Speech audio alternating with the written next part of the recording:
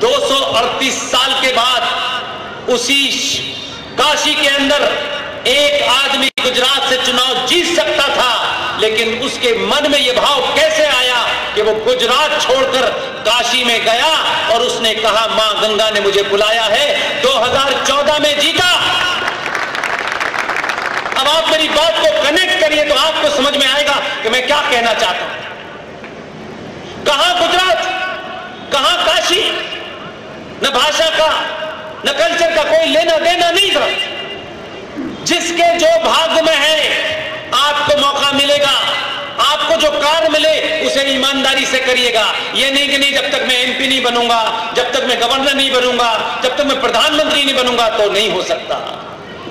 उस आदमी के भाग्य में था 238 साल के बाद एक आदमी यहां से बनारस जाता है, बनारस से चुनाव लड़ता है, वहां के लोग उसे जिता देते हैं। उसके अंदर ये भाव पैदा होता है कि मेरा भरोसा इन पे कायम हो गया है। 2019 में वही आदमी जो काम अहिल्याबाई होलकर ने छोड़ा था उसने उसे आगे बढ़ा दिया।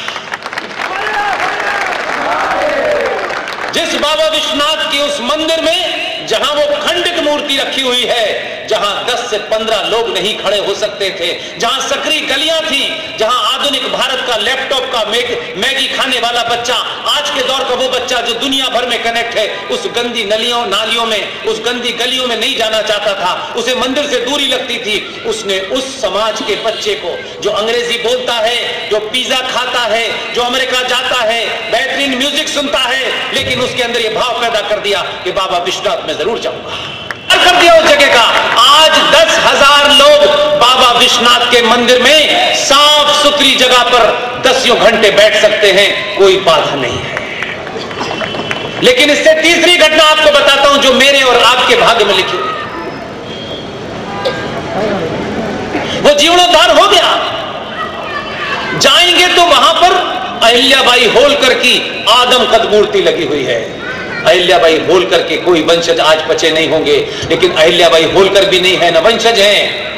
लेकिन अहिल्याबाई होलकर की ताकत देखिए कि ना उनके लिए किसी ने मांग की, ना आंदोलन चलाया, ना मरे जा रहे थे कि हमारा नाम पट्टी पे लिख दो। जिंदा लोग ऐसे होते हैं कि 1780 में चली गई, 38 साल के बाद उनकी मूर्ति वहां लगी है। आज कोई पूछ रहा है, ऐसे भी जिंदा हो जाते हैं लोग। और तीसरी घटना जिसे मैं इस बात से जोड़ता हूं कि ये दौर शक्ति का दौर है। आपको अपनी शक्ति का बोध जिस दिन हो जाएगा, मैं समझता हूं कि कोई दुनिया में आपको रोक नहीं सकता है। इसलिए जैसे ही ये सब कुछ हुआ, मंदिर के चारों तरफ का बहुत जीर्णोद्धार हो गया, बहुत खूबसूरत हो गई, सब जाने लगे, लाखों लोग आने लगे। उसी वक्त एक घटना घटी, उस घटना से प्रत्यक्ष रूप से जुड़ा हूं, इसलिए आपको बयान कर रहा हूं। आप पढ़ेंगे मेरे बाद में तो आपको पता चल जाएगा। बनारस की 4 साधारण से गरीब परिवार की महिलाएं, जिनके पीछे कोई बड़ा नाम नहीं था। हम ये समझते हैं कि सारे बड़े काम बड़े लोग करते हैं, बड़े लोग छोटे काम करते हैं, छोटे लोग बड़े काम करते हैं। ये जो डिग्री की प्रॉब्लम हो गई ना, आपको यहां नहीं मिली तो 5 लाख में ले लें, 10 लाख में ले लें। मेरे भाई, पूरी दुनिया का इतिहास उठा के देख लीजिएगा, जिसको डिग्री और मार्कशीट की चिंता होती है वो जिंदगी भर नौकरी बचाता है, और जिसके पास डिग्री नहीं होती वो राष्ट्र बचाता है। इसलिए तीसरी घटना बताता हूं। उसी प्रांगण में जहां असली बाबा विश्वनाथ हैं, औरंगजेब की नाजायज औलादों ने पिछले 70 साल में कहा कि यह ज्ञानव्यापी मस्जिद है, लेकिन बनारस की 4 साधारण सी महिलाएं, बहुत बेचारे, आप उनको गरीब भी कह दें तो कोई कमी बात नहीं है, लेकिन कितनी अमीर से अमीर रही होंगी। इसलिए उनके भाग्य में आया। एमपी नहीं बनी, एमएलए नहीं बनी, कोई उन्हें जानता तक नहीं था।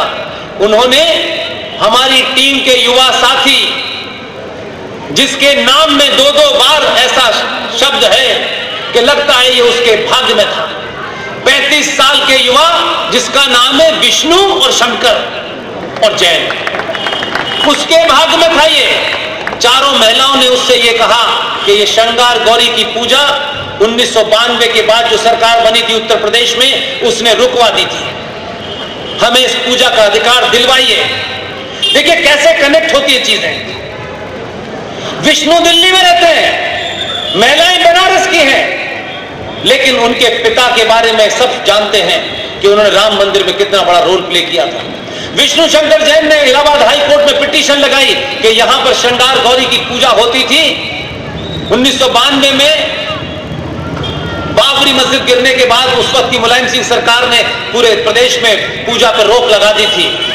उसने इलाहाबाद हाई कोर्ट में अर्जी दी। काले कोट वालों को लगता था बहुत आते हैं बहुत गए।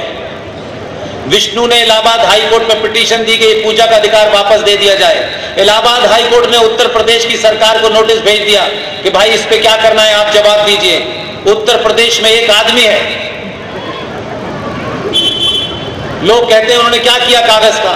मैंने कहा उसकी मजबूरी है कि वो जो कपड़े पहनता है उसमें जेब ही नहीं है, वो रखते ही नहीं है जेब में, उसके पास जेब ही नहीं तो रखेगा। उसने कागज फाड़ के डस्टबिन में फेंका। उन्होंने कहा है कि पूछा गया है उत्तर प्रदेश सरकार से कि इस पे क्या निर्णय करना है। उसने कागज फाड़ के अपने ऑफिसर से कहा मैं अभी आदेश देता हूं कि पूजा शुरू कर दी जाए। पूजा शुरू हो गई। यहां से मैं आपको वहां ले जाना चाहता हूं जहां मेरी कोशिश है काफी देर से।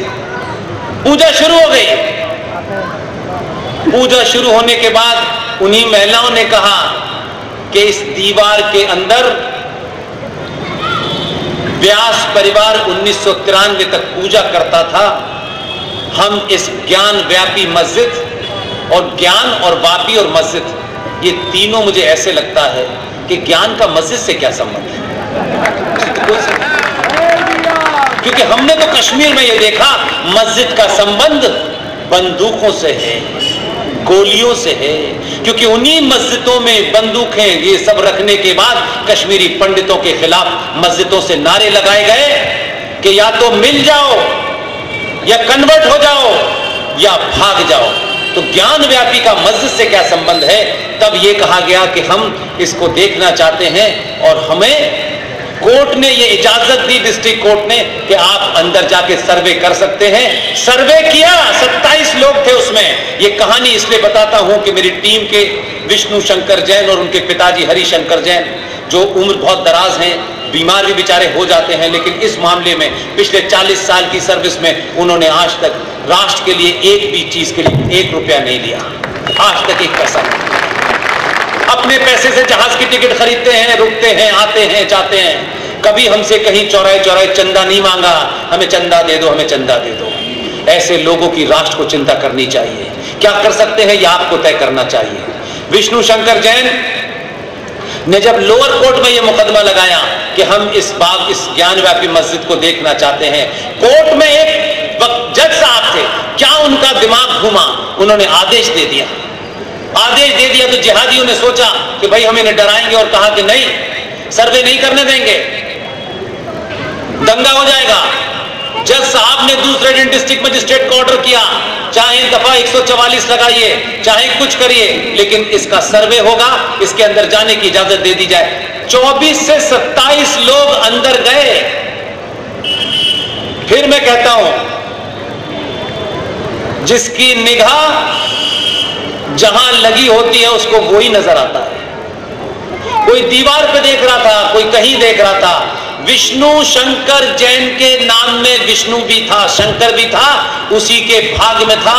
जैसे ही उसकी निगाह गई, उसने कहा बाबा मिल गए।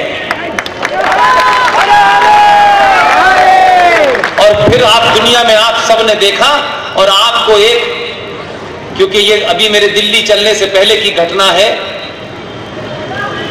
वहां कुछ तथाकथित हिंदूवादी संगठनों के इशारे पर कुछ दलाल हिंदुओं को खड़ा किया गया कि इस मामले को रोको, और उसी के बाद बयान आया कि हमें हर मस्जिद में शिवलिंग क्यों ढूंढना है।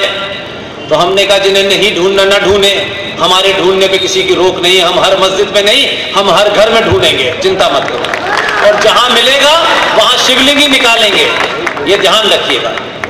तो हमने जब ये किया तो उसके बाद आपको ताज्जुब होगा कि वहां पर जिहादियों ने इसके खिलाफ एक पिटीशन दी कि ये गलत है।